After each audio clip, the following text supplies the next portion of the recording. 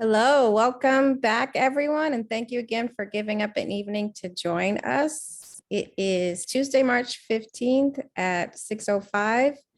As a reminder, this working group is open to the public and is being recorded. Tonight's recording, along with all past sessions, as well as the draft policy and related materials on the ad hoc's webpage, all of which can be found on the Police Commission website. Apologize that I missed our last meeting, but I did hear that we've completed review and edits to the draft policy, which is incredible. And thank you all for your diligence and tenacity. I would like to use this evening to close any edits we have and move this to review with the full commission. You'll see that soon that we've agendized this for our upcoming meeting on Thursday, March 24th. So we'll post the agenda and materials, including this draft, by Friday. So we're going to need all commentary and everything in before we post on Friday. This means that we will forego the previously anticipated public forum. Since all of our sessions have been in public, I'm confident we can present this policy ourselves at the full commission and still offer our communities and stakeholders a platform to weigh in. I'd like to use the rest of our time this evening to wrap up any last edits we'd like to include. And we may need to wait for a little bit longer for Lieutenant Turner to walk us through the last round of edits. Any questions about that, what I've said so far?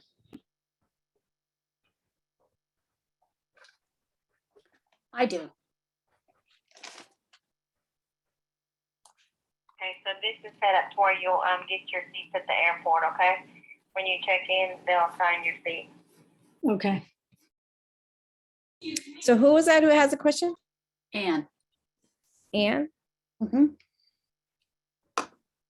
So a couple of things. One is that we were told at the very first ad hoc that there was a policy being drafted about public expression. And I asked at that time, and I've just never gotten, and there was kind of an indication of an agreement, but it's never appeared, and I've never really gotten an answer. And I've asked a couple of other times about seeing that, because these are very clearly related topics.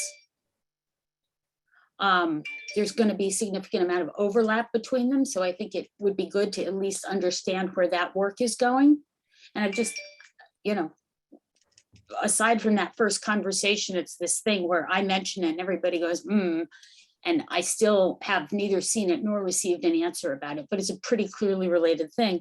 The other thing is, I think that there's some stuff that's been discussed, but hasn't actually made it into any edits, but nor has it been explained like why it ought not be in the document.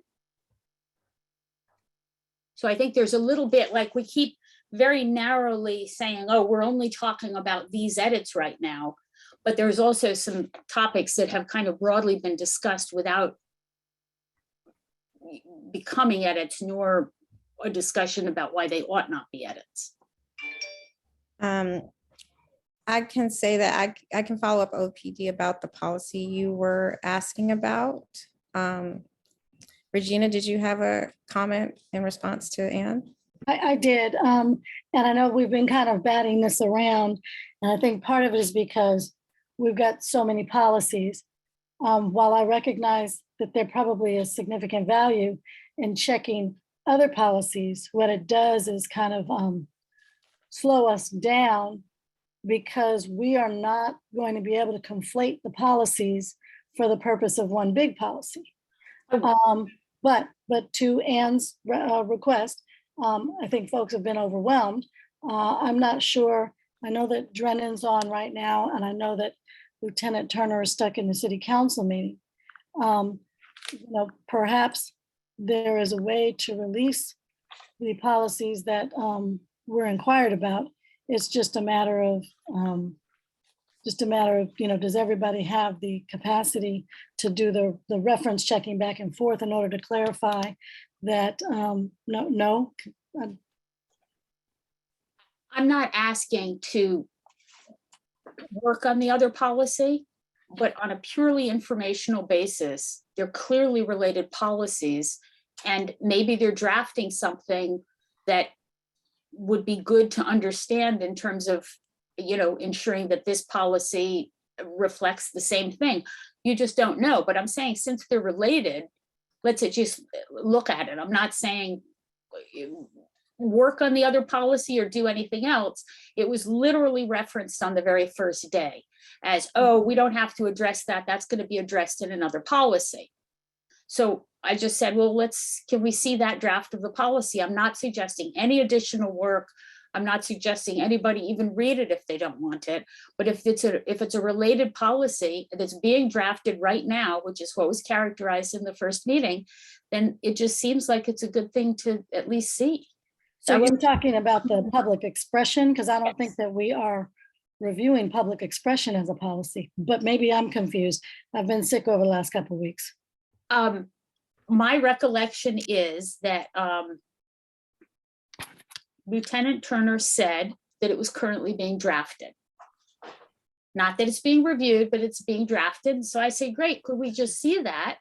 So we understand where that work is and kind of, it just seemed to me to be a good thing to understand where that's going. Right. This, that's all. Okay. No, it's not a challenge. Chair, one of the things that I realized late in my term is that policies can be being drafted, like throughout the year, where you get started, there's no Hail Mary to, rush to a deadline or anything like that. And so one of the things that I was looking for was having a document, kind of a visual document for my benefit, which could be helpful to you to understand where in the trajectory, where in the process are, 20 different policies that maybe they're looking at over the year. So the fact that public expression is being currently worked on toward what end is a whole nother situation. It sounds like there's nothing wrong with the request. It's more of an issue of capacity to share, but it is because the draft is so early in its process, there might not be that much to reference. And so that's why there's some hesitancy around sharing something that could be more of nothing because it's just gotten started. And it's more of a calendarization as opposed to, folks haven't been handling business or something. I wasn't suggesting anybody wasn't handling business. And I'm not saying that you are. I'm just saying that, obviously everybody's got expectations around, the quality of work that's being done. And because we don't necessarily know where in the process that something like this shows up, it's what is the realistic expectation. And so, my experience more is that OPD generally prefers to have a finished product and then produce it and say, all of this work is done. We really don't need very much input. And so it's not an issue of whether, so that's kind of my expectation about, but they literally said on the first day, oh, we're drafting that. This doesn't have to be handled here. It's being handled in this other thing that we are drafting. And I have always taken the position that there should be more engagement earlier rather than waiting for them to come up with something that's as close to a final product as they can get. okay, and so let me react to that as well, because that's real. But to that point, based upon the way the process has gone in terms of drafting and reviewing policy, it is my understanding that OPD might get started down the road, and then the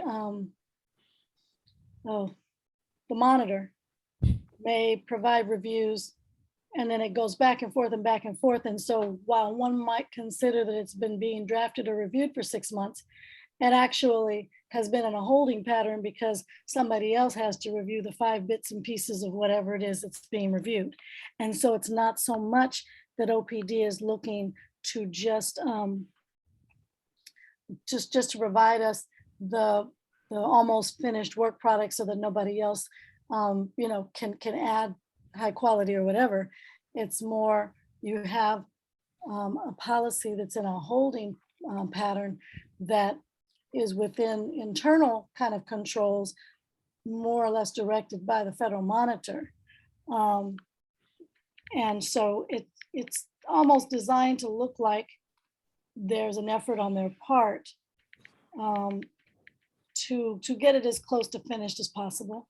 But that has everything to do with the policy development process that was shared with us, I don't know, maybe a year or two ago, where the federal monitor wanted to be looped before anything went to the commission because he didn't want any feedback or comments that he might provide to then be undone or resisted by the commission. Now, I could be getting way deeper into the weeds than I need to. And so what I think might be a good thing is if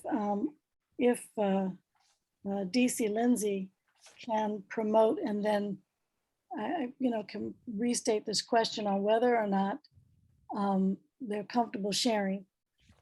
Okay, so Chair, DC is trying to click onto a link that Rania sent her, but she is not. Oh, it looks like it may have worked. Oh, okay. Did Mr. Persley want to make his question or comment? Thank you. Just very briefly, I just wanted to add my support to the idea of taking a look at a related policy. I mean, it doesn't make any sense to me at all that we wouldn't look at it, no matter what stage it's in. And people wanting to share and not wanting to share, that's not the kind of process that that adults do. But I understand they got the power to hold on to it if they want to. I'm okay with that. But I want it to be known that there's no reason why we can't look at any policy, no matter where it is. I mean, that's ridiculous. I don't disagree, Mr. Persley. It's Thank you. not about not being able to. Yeah, First, it's about one, what might you realistically find? Two, yeah, is there capacity to deal with a slightly Right. related policy? Does that then slow down a process? You don't know until you don't Yeah, know, but trying to that's right. understand why right. there might be some resistance as Yeah. opposed to, no, it's ours, or we only give it to you after. Yeah, I try to stay away from any of those kind yeah, of. yeah. I'm not even into the resistance issue. I'm not going to Yeah. address that. Okay, good. What I'm saying is that related material should be looked at. That's just common sense to me. That I mean, why would we not look at it? And that's all I've got to say on it. I'm done talking about it. Thank you. Very helpful. So Chair, she's on. And I see that she's on. I don't know if there's more to be added to that, other than the fact that if there's a public expression policy that's got 2 lines, 10 lines, or 100 lines, Yeah, is it possible that it could be shared? yeah, Or if it's not possible that it can be Yeah. shared, can you let us know why? yeah. That's sufficient. Yes. Okay, very good. Thank you. Did DC Lindsay want to speak to that, or I don't know if she's privy to this policy or its process or its stage. Yeah, I'm not able to speak to the public expression policy. I haven't seen it. It was probably some information that was discussed with Lieutenant Turner, so I would have to confer with him and get back to you on that. Okay, DC, that's helpful. What I'd like to ask is, if in fact there is no big challenge around that, and you confer with him after he's finished with city council meeting, could it just like appear in our box by Friday or something? Or is that unrealistic? Yeah, I'll follow up with him and try to get you an answer Okay, very quickly. Thank you.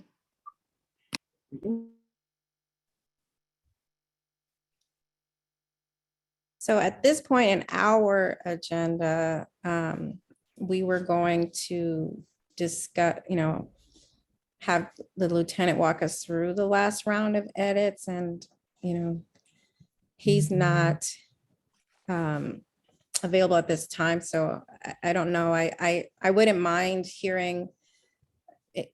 I apologize for not being at the last meeting. I would love to meet the people who are on here that I've never met before, these lovely faces. So I don't know if people feel like it's a good use of your time. It would be a wonderful use of my time to meet you all, if that's okay. Well, Chair, you go ahead and you move through and whatever is helpful to you. I think that none of us are going to be able to win the Mickey Mouse Club. I'm not going to be able to remember everybody's names, but that's helpful. And then maybe that, gets us a little bit more time for Turner to get back to us. Yeah. Well, I would like to meet Zoe, Lauren, and Casey. My new Hello. favorite people. Oh, hello, everyone.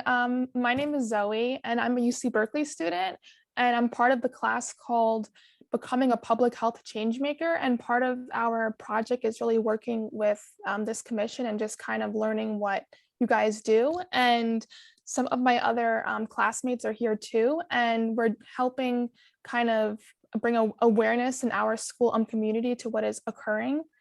And I'm really happy to be here. So thank you so much for allowing us to come. First off, go Bears.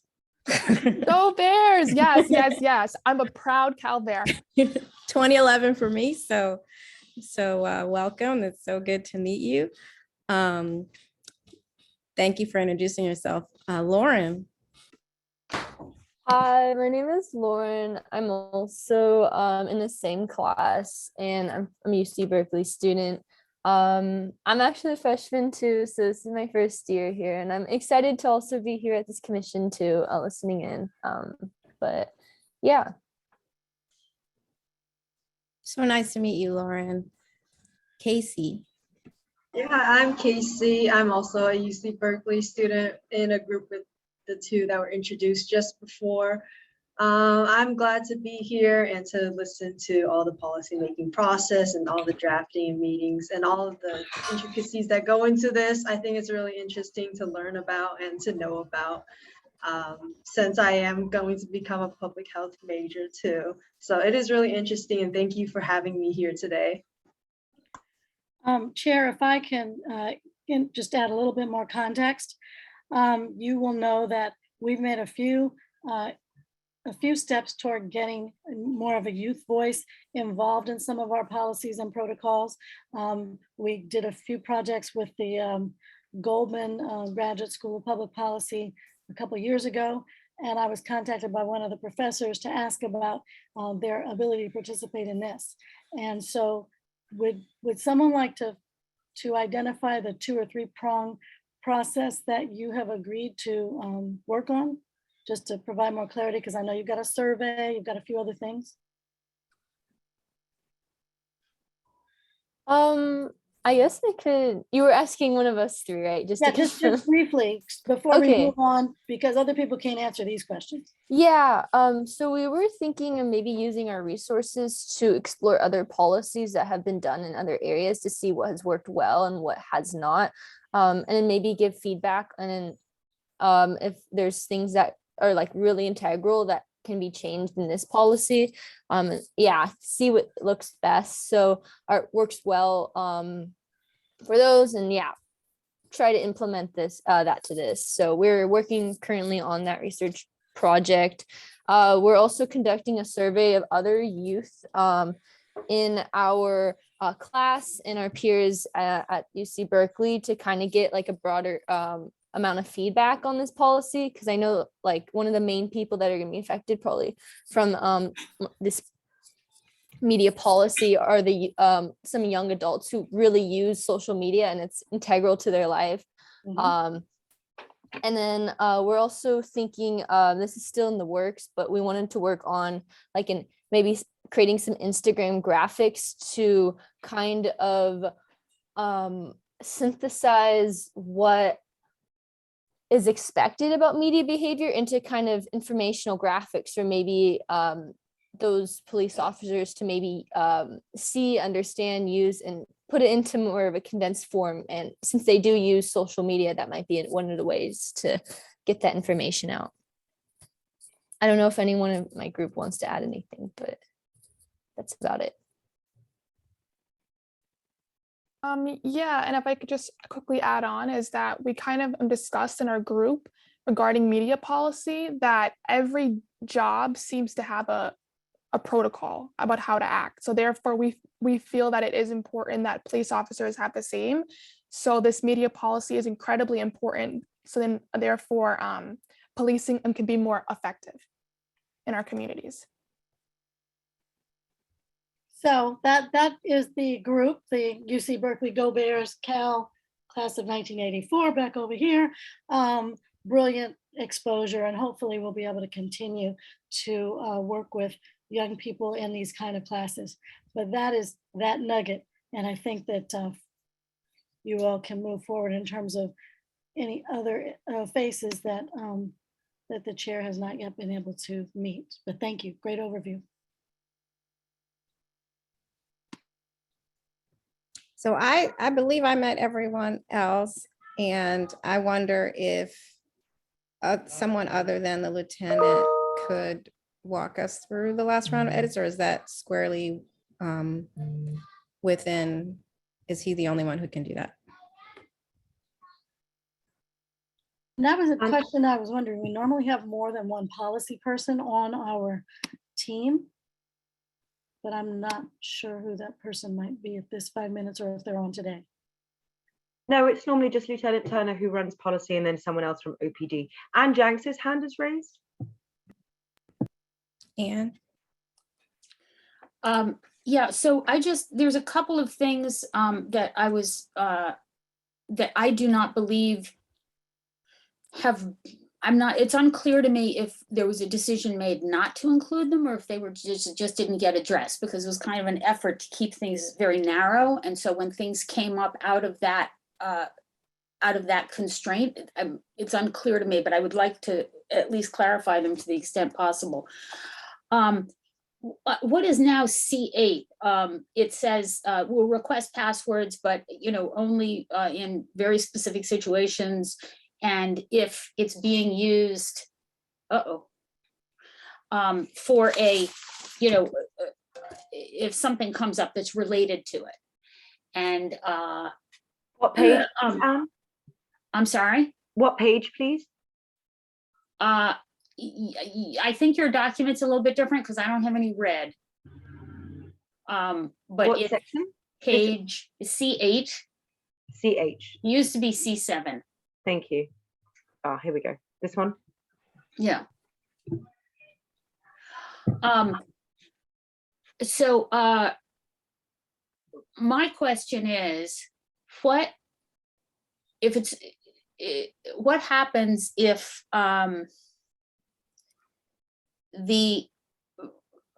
looking at that social media exposes a completely unrelated but serious violation? Is the officer protected or the employee protected because it's not related to the original? So the original investigation is Anne is alleged to have been harassing Rania. I've been texting Rania and they say, we need your personal phone to see if this happened and you're going to have to give us the password. And you find on my phone pictures of naked 8-year-old children.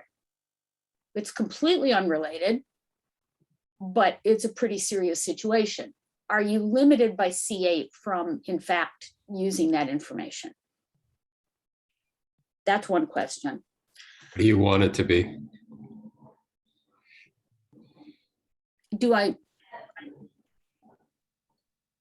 Can I answer that? This is DC Lindsay. Mm-hmm. Okay, so if we observe an 8-year-old naked child on a police officer's phone, that's a crime, and they will be criminally investigated as well as administratively investigated. That's a crime to possess pornography on any person's phone. Even though this language says that this information is only going to be used for things relating to the reason that we asked for the password? It doesn't matter. Okay. If it is something discovered that is a crime, that is against the law, it will be criminally investigated. Okay. And what if, DC Lindsay, it's something that's a serious violation of OPD policy, but not necessarily a crime? It will still be investigated. Okay. So whatever manual rule it would fall under, depending on the circumstances, it would still be investigated. Because it says, provided that the social media is used solely for the purposes of that investigation or a related proceeding. Well, it depends, you know, because these are people's personal phones. Mhm. And in the scope of the investigation, if it is discovered that there are some additional violations of the policy as to the scope of that particular investigation, then unfortunate for that individual whose phone is being reviewed in that scope of that investigation, they would still be under the same scrutiny of the policy. And if it is a crime, it would still be under the same scrutiny of any penal code violations for the state of California. So, but again, scope of investigation. If it is something that we need to look into further, then there are processes in place where we could obtain search warrants to get a judge to authorize us additional access to get that information. But even prior to having this policy, that is a practice that we have engaged in for many, many years. So that would, you know, this policy is to govern how we want police officers to use social media, but just for like basic common sense type of things, where if we discover things from any of our employees that may either be a manual violation or a criminal violation, we will continue to further the investigation under our regular protocols for either criminal investigations or administrative investigations. Okay, thank you. That doesn't, when I read that language, that's not what I hear, but I accept your answer. I can explain it because Labor Code 980 mandates that an employer is not allowed to require that the employee disclose the information, right? And so this is just simply that if the employee decides voluntarily to turn over that information, they can use that information can be used. That's essentially a consent issue. So to the extent that there's any search and seizure issue or any type of voluntariness issue, that's more or less out the window because that person has consented to the search of their personal media through the giving of the password to their employer. Okay, thank you. There were two kind of concept areas that we discussed, and I'm not confident that they ended up being reflected. One is if you are engaging on accounts that are basically anathema to OPD or espousing an ideology that threatens protected classes. So I'm on the Northern California Ku Klux Klan Facebook page. I never post anything offensive on that page, but I'm on the page as Ann Janks talking about the weather. This, I think, would be a real problem for the community to know that Ann Janks, an officer within the OPD, spends a considerable amount of time on the Northern California Ku Klux Klan Facebook page, right? But I'm not clear that that ever got reflected. And I looked for it. I could have missed it, but I didn't see it. And I was hoping to ask about that. And then I was reading an article this week about the Punisher graphic, that it has been of pretty significant concern in other communities. And it raises again the issue of like things that are of concern, but that people have differing views on. And then my last question has to do, and this is, I'm disappointed to hear that we're not going to hear from any subject matter experts, because the subject matter experts that I had spoken to had recommended having somebody within the department who's an expert or who kind of tracks issues around social media, because they do move very quickly. I know that at some point, Commissioner Jackson was concerned that I was suggesting this person's job would be to troll through everybody's social media, which really wasn't my argument. The idea, and this was just something that was suggested by these subject matter experts, was to have somebody who kind of was up to date on issues and topics around social media as they develop. And I was kind of looking forward to having those subject matter experts come and give a more articulate explanation and defense of the reasoning than I have been able to.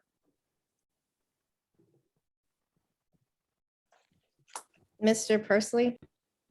Yes, I just wanted to say that in response to the question that just came up around whether or not action would be taken on policy violations that come up inadvertently.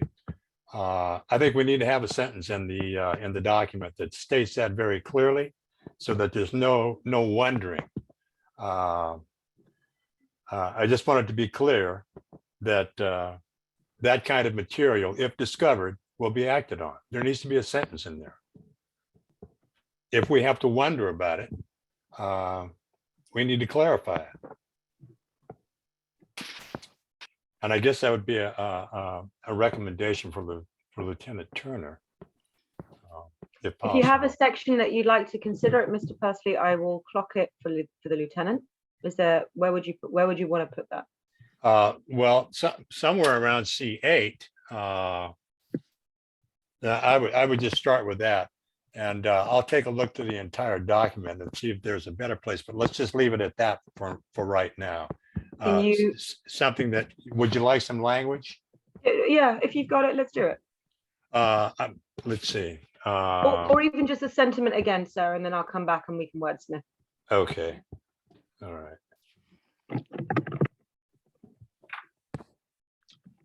Can't quite see the C8. I can make it a bit bigger. How's that? Oh, great. Yeah, much. Yeah, I can, let me work with that and I'll send you something. Perfect, thank you. Okay. Chair, you have Commissioner Shea and Commissioner Jackson's hand raised. Commissioner Shea? So the question I have, and for the points that you bring up, let's start with the first one. The Ku Klux Klan forum or Facebook page where someone is attending, viewing, but not posting. What is the section that addresses that as opposed to the language about associations here that we have in, I think it was approximately C1 or C2? Or posting, just not posting something that violates this policy. Which would tend to be an association, right?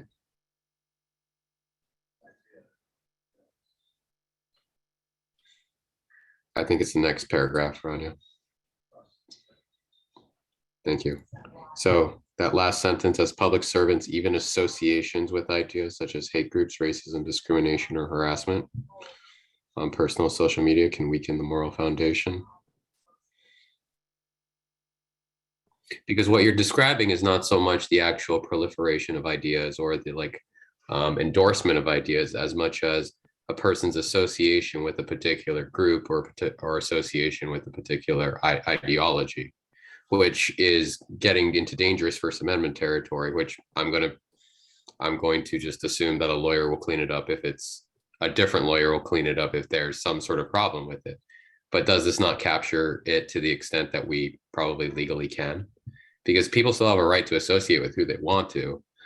We just They can just don't have the regulate right to what we take their can. job. Right. So mean, how, Mhm.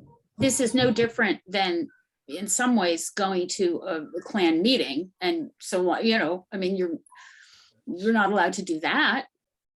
And so And does keep the your job. sentence capture it, or is there something else that some I other sentence? I personally would advocate something that's clearer about it in terms of, I just like to be clear with people about, I don't like the idea of disciplining somebody for something that was a little bit oblique. I'd much rather say that within social media, engaging in social media that is, you're on a 4chan channel that's dripping with racism and you're identified to be on that channel, it doesn't really matter that much what you personally are saying.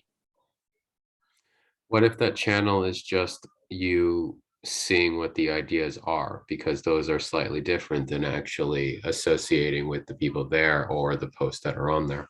Well, I would never know that you were on the 4chan channel if you didn't engage with it in any way. I see Commissioner Jackson wants to weigh in. Well, that's one of the reasons that I love having Ann in these kinds of conversations, because she points out things that I might never think of. But to this particular scope, right now, the way the majority of people move through this whole social media island is that they really believe that there's something called private. And it really has more to do with the triangulation between all of the social media entities, that they will go to their deaths before they will reveal, people. Now, I have no idea if in the next 10 years, social media will get caught up in terms of other policies, and then we will require these companies to make available who trolls sites, I mean, just an index of all the names, right? I think right now, the way people are moving forward is that there's an expectation that they can do what they want to do and they might likely not get caught. However, if you get caught at your job, then you will face investigation and punishment and termination. But part of me feels like, and maybe I'm in Never Neverland here, is that if at some point the processes that are currently in place that do allow for not necessarily free speech, but free watching, right? People tell me all the time, oh, I lurk on your page. Okay, so there's nothing wrong with lurking. You don't comment. However, it's just a bad decision or a poor decision or an unethical decision or, poor character or curiosity gone wrong. What I'm trying to figure out in here is, because it quote unquote can potentially weaken the moral foundation, if the platform assumptions that we make today that protect our identity are changed in 10 years, how does that then kind of, have the dominoes all fall down? Or do you have to wait until that bridge is built to cross it? And Jesse, because you're such a learned thinker in this space, we don't have to answer it if my question won't make sense until those policies catch up or until those platforms are changed, then I'm fine with that. I'm just trying to figure out how to get ahead of the curve, because Ann's point is real. People can just be curious. That doesn't necessarily mean that they are horrific, except for the fact that we know that oftentimes they go hand in hand. But how do you dissuade, discourage, or even have in people's minds a fear that if this can be found out throughout their control, then how do they change the way they engage with it?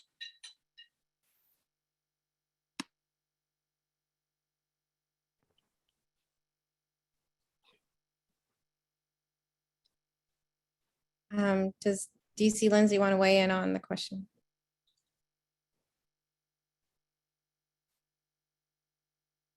No, I was actually going to weigh in on the first two comments from Ann Jenks and Mr. Persley, but in regards to the question about the Ku Klux Klan, the viewing and by members, looking at a Ku Klux Klan page, and I was looking at the policy, the draft of the policy under section A3, item 2, section C2, section C3, and section C5.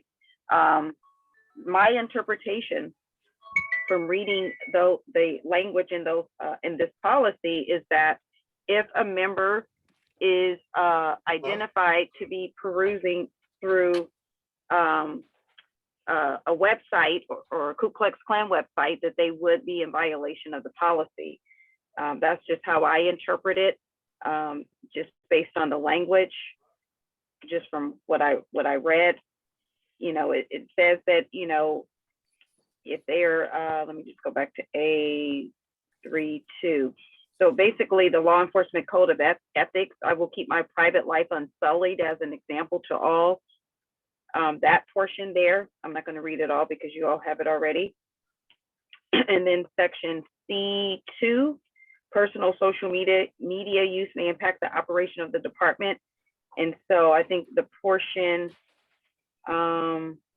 while members may consider the views, opinions, and actions expressed on social media as only reflecting their own personal views, this may not be the case of the eyes of the public. And so therefore, if it was brought to the department's attention that a member or any employee was perusing a Ku Klux Klan website, that section right there, particularly a personal, in case of the eyes of the public, would be a violation of this policy. And I think it was some other language. And C3, any social media content may become public. And again, it covers it there. You know, sure that members create private or limited access accounts or customize its privacy settings, even if they use another name, nickname, moniker. Again, if it may be viewed and disseminated by third parties, including the social media provider, etc. Again, if we come across something like that, we're saying, hey, you don't even have the right to say, well, it's private. You know, I didn't expect anybody to see it.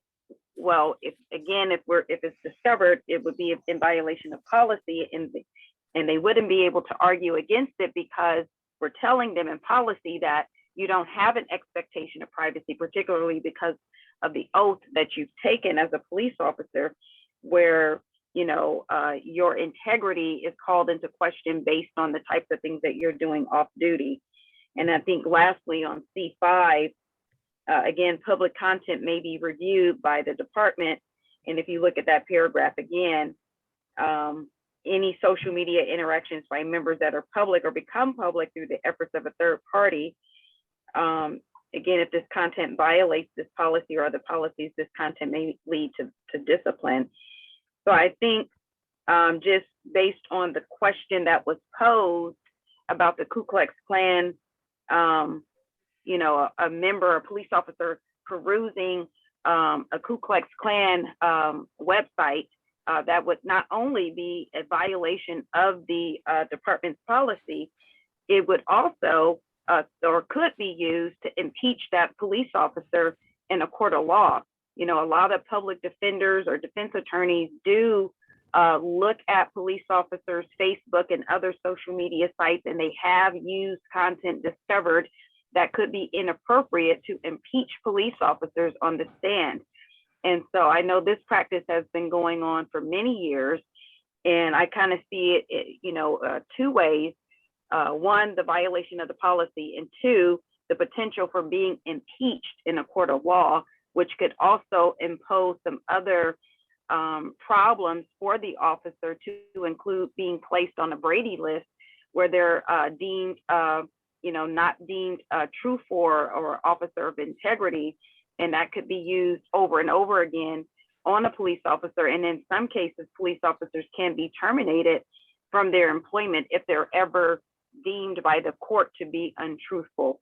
So there's a lot of different policies that address police officers' conduct and behavior, particularly as it relates to integrity, honesty, those types of issues, because you know, the whole point of police officers having power and authority to arrest and or to use force, in some cases deadly force, is predicated on their integrity and their ability to be truthful and honest and swear before judges and others that the information that they're saying or attesting to is true. So that was the comment that I wanted to make, and I don't know if there's any other questions. Thank you, Anne. So Commissioner Jackson, your concern about how things are going to change in the public, I think you might be coming around to my viewpoint that it would be really good for OPD to have an expert on social media. So when those changes start to happen, there's somebody within the department that's thinking about them and is recommending what policy changes need to happen. But the thing is, DC Lindsay, all of the language that I'm seeing, it really focuses on content that violates policy, postings, material that violates policy. And I'm not actually arguing that perusing a site is the same as engaging on a site. I think that, even though Commissioner Shea is pretty horrified at some of the positions I've taken in terms of free speech, I'm not saying that being on a site, there's a lot of reasons to be on a site. And some of the people who have very successfully outed folks who are using other names and personas on social media have done so by spending time on sites that are anathema to them. So it's not about the perusing. It's about engaging on a site. But if I were a police officer, I would read this and I would say, well, I'm engaging, but none of my content is violates policy. Nothing that I've posted violates policy, right? And so that's the piece that I'm trying to get to, where you're engaging on a site. And indeed, a lawyer could very well say to you, Officer Jenks, you have spent several months engaging on a daily basis on the Northern California Ku Klux Klan Facebook page, and you post on it daily, right? It doesn't matter at some point what I post, it's the fact that I'm engaging on it. So I'm trying to, I think, make that distinction. And I'm making it not just for the pleasure of hypothetical discussion, but because I do in fact think that it is a situation that very much can come up, and that we really haven't specifically said to officers, being on these sites, engaging on these sites, even if you're careful about what you post, can still be problematic. And then one question that I have for DC Lindsay is, does the OPD notify the DA if an officer has had actions that are of deep concern in terms of expressing racism, sexism, and all of the other really bad isms, so that they can be added to the Brady list? So let me just address the first statement that you made. So I do want to say that I disagree with what you just iterated, because I believe if an officer is perusing, engaging on any type of site that we all know to understand the origin of that site, such as the Ku Klux Klan, they know better, and they are taught. We have post classes where we go over race and equity, and we're teaching them. I don't know all the learning domains. I see that Lieutenant Turner has just joined us, so perhaps you can help me out a little bit by articulating what courses that we teach our officers where they understand that entities such as the Ku Klux Klan, or there's other gangs in our city where police officers know better, because we teach them in the academy. They go through intel checks when they're being hired through the background process, that even if we think that they're affiliated with any subversive groups or gangs to that effect, they will not be hired. And if something ever comes up, it will be investigated, and they will be held accountable. And in some cases, they will be terminated. If we find an officer engaging in sites where we know that those sites are strong against, certain groups because of race, sex, religion, etc., they could be terminated. And so, to answer your question, if it ever got to that point, they wouldn't even be in a position to be a police officer, where we would have to notify the district attorney, because they have compromised their integrity of a police officer if they have crossed that line of, where we, associate them with some type of racist organization. So for the district attorney's office, we send criminal cases over to them. And then we certainly have the city attorney that we can consult with when we have situations where we may need to determine the next step.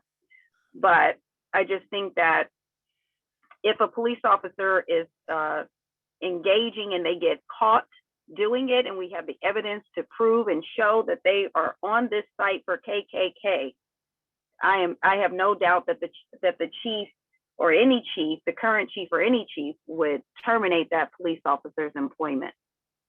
So I think the way that this policy reads, it's pretty clear to me, and it's clear to me, and Lieutenant Turner, please weigh in, but it's clear to me because of what we teach our police officers in the academy, the trainings that we're giving them now as it relates to race and equity, which we've already started. We have 2 different trainings going on right now where we're going through race and equity, implicit bias, explicit bias. We're talking about the Hillard-Hines study, racial disparities. Like, we're just really trying to go above and beyond to educate our department on things of this nature so that they don't,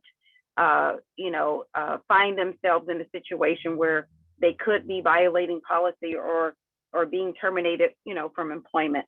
But Lieutenant Turner, if you could weigh in on some of the trainings that we provide, particularly in the academy and maybe in the advanced officer school. Before you do that, let me just do a time check. So we did make this for just 1 hour. However, since the lieutenant is just now joining us, I'm hoping we can go an extra 15 minutes. Are folks able to stay until 7:15? Yes. Okay. All right. Take it away, Lieutenant.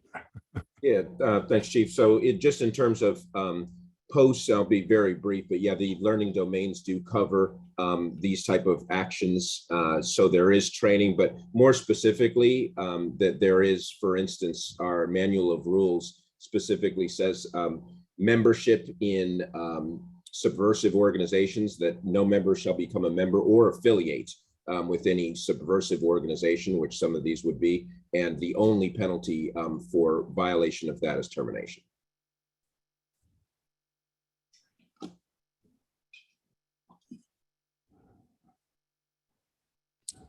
Mr. Persley?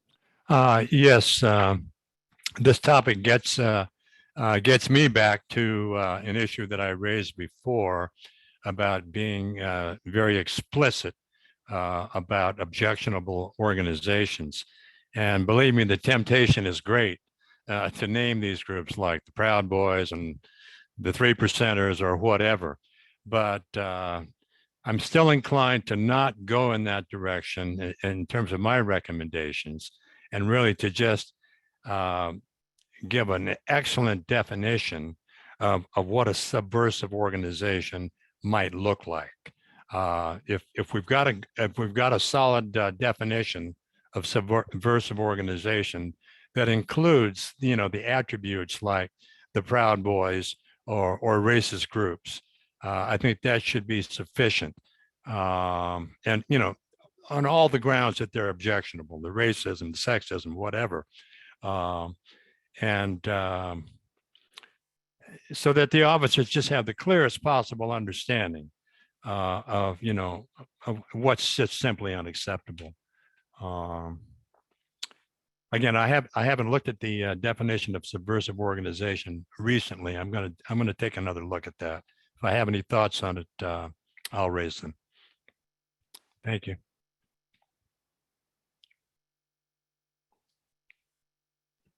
Commissioner Shea? Thank you, Chair. Considering the time, I'd like to take the time right now to either put this issue to rest, or at the very least by the end of this meeting, about whether or not we need to have anything specifically regarding association, at least for the submission to the commission. As you can probably tell, I'm pretty firmly in the camp that we don't need additional language. And I'd like to hear the other commissioner thoughts or anybody else on top of that.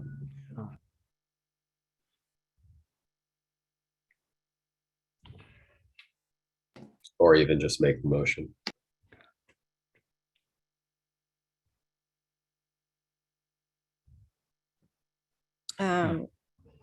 Lieutenant Turner, did you want to weigh in? Yeah, just I think from the department's perspective, like, Chief Lindsay said, I know that, when we talk about training and we talk about expectations, there are, and she, I think, will probably back me up. There are times when our personnel don't meet our expectations, but we do, I think I would argue that we do have pretty clear guidance. And as she said, that the chief, the executive team would feel no hesitation in terms of terminating people who fall short of these kind of guidances, that this is that sort of association or affiliation with subversive organizations is something that is clearly controlled by the manual of rules, that we have a sufficient penalty, which is termination. And I am in agreement with Commissioner Shea that I don't think for this policy specifically, we need to add additional language. Thank you. Anne?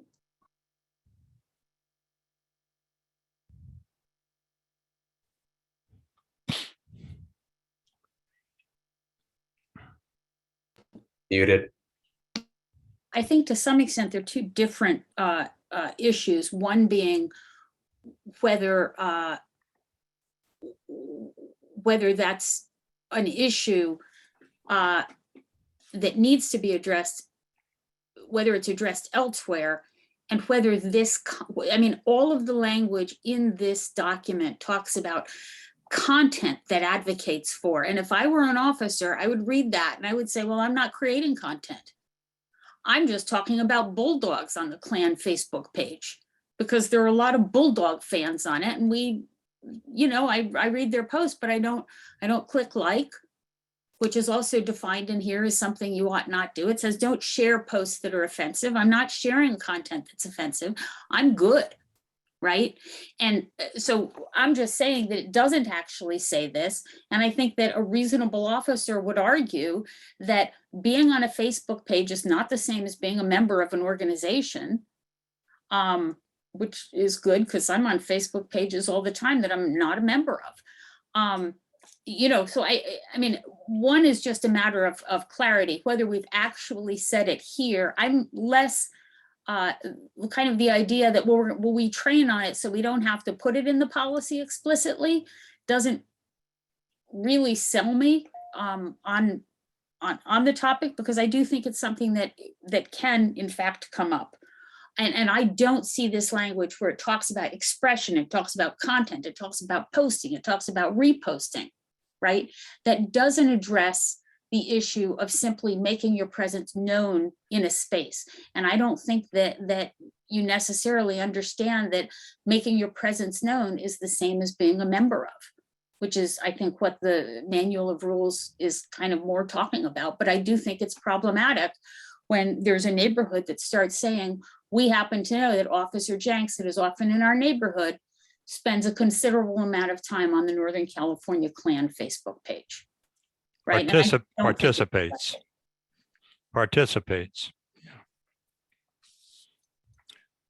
Okay.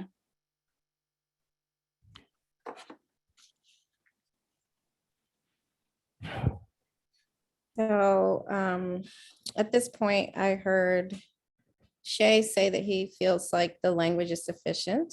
Turner feels like the language is sufficient. Regina, would you weigh in? I mean, no policy is going to grab everything, but yes, it fits the bill. I think like I said, the issues are how do we, see into the future? But maybe we hit that, when we get to it, I don't know. But have all of the suggested updates from our last meeting already been made? And I remember there was a comment that Mr. Pursley was suggesting prior to Lieutenant Turner coming in that maybe has been dealt with now. So if my answer is yes, I think we're good to go there, then maybe that deals with that. I'm not sure. Apologies, I couldn't get that into a more abbreviated comment. Commissioner Shea? Those are probably my next two motions. I think the first one was C8, if Mr. Pursley has the language about notifying officers that any information that any other information as part of this investigation. Right. Right. Unfortunately, I don't have the current C8 section. My draft stops at C7. And the language is not before me again. Maybe I'll take a stab at it then, Mr. Pursley, if you don't mind. Yeah, go ahead. Yeah. How about if during the investigation, An investigation, yeah. the department discovers Offensive. Yeah. social media that may violate some other policy, manual of rules, Mm-hmm. or applicable law, the member appropriate action may be taken by the department. That's good enough. That's good enough. I think that covers most Yeah, of the that's situations notice. involving discipline, criminal law. I mean, like, I don't know if you want to give them notice, but Yeah, I mean, You know. I'm all in favor of notice, man. Notice is always good. Unless it's bad news. Yeah. No, I think that's fine. so I was not for this, but I am happy to make the motion that that's included. Thank you. I don't, It just basically gives them a little more pay attention, you know. It's good. It's good encouragement, I think, to do the right thing. I think from the department's perspective, we're always looking for ways to teach people to succeed. Yeah. To be good at what you're doing, you know. and the last thing that sorry, Chair, go ahead. No, I just was gonna say, I haven't done voting in the ad hoc setting before, so if, I don't know how we, I'm just trying to push the issue to get I don't know this how to done, address your make motion. decisions. Well, I guess it hasn't been Commissioner Shea is on the seconded. roll. I can second it. So is this the three of us vote? Well, pretty much in terms of our understanding around moving forward, because ad hoc members that are not commissioners don't have a vote in process. But we don't usually get really caught up in motions. It's really kind of a sense of the group, because we're the Okay, ones that yeah. have to represent it at the public meetings. Yeah, and the full commission will vote, right? Correct. Right. Okay, well, I think we have consensus. We have agreement that we should include this and bring it to the, bring it to the full commission. There was one more thing, if I could, One Chair. more? Okay, Yeah, so from the last meeting, we talked about potentially either through training or through some auditing process and annual review of social media. I don't know if there's a way to make that work in this policy. Right, and some sort of report out, like some document that each member signs. I don't have any material that's violative of this policy. I guess there's a specific reporting, but mandatory reporting, I mean, that may cover it. I don't know that we need to add that at this point in time. What do you think, Commissioner Jackson? I have a question as it relates to that. It's a really good point, Jesse. As it relates to the, like the previous IG scandals, or the scandal. Was there, and I don't know, DC, if you can even answer this, when the monitor had to go back and look at things or is even checked since that, are there certain things that they are checking for that might quote unquote be audited on a regular basis that we should be speaking to in terms of the timeliness or anything like that inside here? Or is this all, so new because it's so new? So I just want to get some clarity. When you say auditing, like, can you just kind of maybe expand on that so I can understand how to respond? I will do my best. So I think the question is, we have this mandatory reporting, but if we were to go back 3 years ago when we learned that uses of force cases were sufficiently underreported. Obviously those things are not an issue now, but if we were to move forward out of this NSA, what are the protectants around things like IG, which is fairly nuanced, where there could be some auditing of, very specific things that, line up with some of the problems with the previous IG investigation? Because to me, it's kind of like when we get the mandatory reporting that an officer, I don't know, was arrested somewhere. You don't have much information, but you also don't know, is there like a Venn diagram that says that this is on an uptick or that it's pretty much always going to be 10% or what have you? Is there a necessary additional piece inside D12 that creates an opportunity to look specifically at this kind of thing? And I don't know if it's a quarterly basis or an annual basis or what have you. This is new. It's a new wave. I don't know if Lieutenant Turner is going to speak to my question or not. Yeah, so that's a great question, Chair. And I think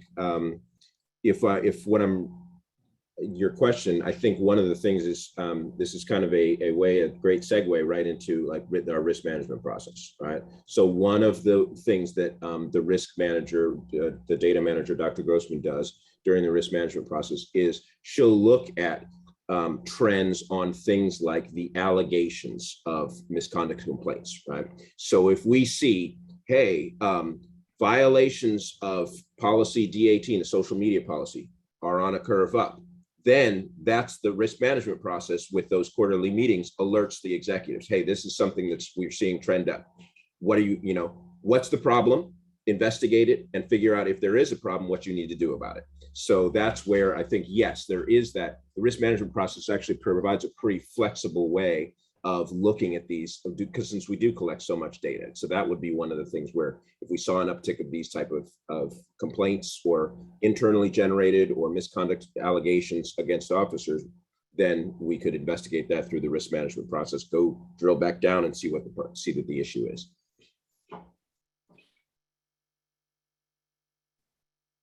Thank you. So I would say that the question of what tasks, what compliance efforts are going to be audited over time at when, I don't think that goes in this particular document, because I believe it requires a more thoughtful look at the full picture of all the tasks and thinking about, how often they should be looked at. And, I think that's a bigger question, and that fits together with with the new independent IG's work and what she's going to do around that. So I don't know that we need to add anything like that for today. DC Lindsay, did you have a comment? Yeah, I did want to add one comment just for situational awareness. So with the Hillard-Hines study and a lot of the racial disparity work that came from the Hillard-Hines recommendations, what the department has been able to do in conjunction with the Stanford researchers are begin to collect data that helps the department track patterns and trends directly linked to the discipline process, looking at racial disparities. We're tracking the demographic information for the IAD process, for background and recruiting, for training, the field training program, et cetera. And so with that being said, there have been some institutional protocols and practices put in place to ensure that we are, expanding on how we evaluate potential bias through those particular areas that I just mentioned, which could include the patterns associated with particular manual rule violations that could be relevant to this particular topic, this particular policy. So therefore, if people, or if there were any persons that would receive this type of complaint, that could be something, added to the risk management process, that could be added to how we look at racial disparities and looking to see the demographics of those officers receiving these types of complaints, and just to do a deeper dive and analysis. And I can tell you from just being a part of the risk management process for almost a decade, we are very intentional about these analysis and the documentation, and just ensuring that we're being progressive in addressing those types of issues and coming up with strategies to minimize and or mitigate those types of challenges. So this is just something more that we will add to the pot, but we're also have added some additional things from that Hillard-Hines study that is having the department look at things in a different way, which includes the collection and analysis of new data sets. Thank you. So last comment from Commissioner Shea. Sorry for taking this over, but I get the idea about metrics and accountability and risk management. I think my purpose in sort of pushing for some sort of audit, maybe it's not mandatory, maybe it is during the initial training that members get, is that we are purposeful in directing department members to review their personal social media to see what is there and what could be offensive, and to know and to either get rid of it, to delete it, or to report it, so that they are thoughtful about going through their own personal social media, because it could be something from 10 years ago that they don't want associated and no one wants associated with them. That may not necessarily reflect on impeachment, but certainly is threatening to someone in the community or seems dangerous of some sort, that really is not part of that person anymore. And it's sort of that accountability measure for each individual officer and reviewing the measure that I'm thinking of. But I'll shut up now about it. Okay, so I'm hoping we can close this now and meet again on the evening of March 24th. A very huge thank you to our panelists. We so appreciate you taking your time out of your schedules to engage in this critical work. I want to thank Director Flynn, Peter Pursley, Ann Jenks, Casey Lee, Lauren, I don't know your last name, Zoe Plume, and of course, thank you OPD partners and fellow commissioners. Let me just remind you quickly about next steps. And this is really for those viewing after this meeting. The policy has been agendized for full commission review and discussion at our March 24th meeting. Please tune in that night and use the public comment platform to share any more of your views or thoughts. I'm encouraging people not to wait for meetings. We're redacting personal information and posting all written public comments related to policy online. So please feel free to weigh in by emailing the office or any commissioners, or leaving a voicemail on our phone number. All of these details are available on our page. Thank you so much again, everyone. Have a lovely evening and we'll see you soon. Outstanding meeting management, Chair. Thank you. As Have a always, good Mr. evening. Shea. Thank you.